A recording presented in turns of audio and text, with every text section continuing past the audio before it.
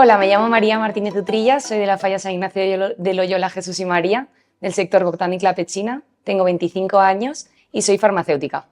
Pues mucha emoción, mucha felicidad y un poco de tristeza por las compañeras que no pudieron pasar con nosotras, pero muchísima emoción. A las compañeras que no han salido, pues les diría que se lo merecen, que tendrían que estar aquí también, que ojalá hubiese sitio para todas, hemos sido un equipo increíble y que estoy muy feliz de haber vivido todo esto con ellas. Vale, los actos que más me gustan de la Falla son cualquier evento de festejos donde se celebra pues, la proclamación, la exaltación, todo por lo que sea por celebrar al final de la Falla me gusta mucho y me encantan los playbacks también. De los artistas falleros que más me gustan están Sacabuchar.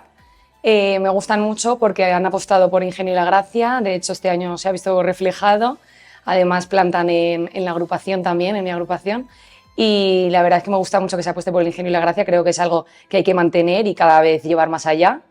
y creo que al final las fallas están evolucionando y tenemos que evolucionar con ellas, pero también hay que mantener una tradición y hay que mantener lo que son las fallas como tal. La indumentaria valenciana me gusta mucho, me cose Eugenia Puertes, también me ha cosido un traje Amparo Gómez de Espolín, pero mayormente es Eugenia Puertes. La verdad que me siento muy cómoda con todos sus consejos, se me conocen muy bien y es que son unos indumentaristas, vamos, maravillosos. Este año me he hecho solamente 3 trajes porque ya tenía muchos de cuando fui fallera mayor infantil. También he podido combinar con alguno de mi hermana y de cuando fui infantil, entonces en general así yo creo que son ahora mismo 7 los que tengo, pero mi color favorito es el rojo, entonces me quedo con el traje de mi exaltación. Tenía clarísimo que quería ese color, tenía clarísimo que quería ese dibujo y la verdad que para mí es el traje más bonito de todos los que tengo. Pues las fallas más icónicas de Valencia, fallas mayores de Valencia, me quedo con María Estela. Este año he tenido mucha cercanía con ella al tener a Natalia como corte de honor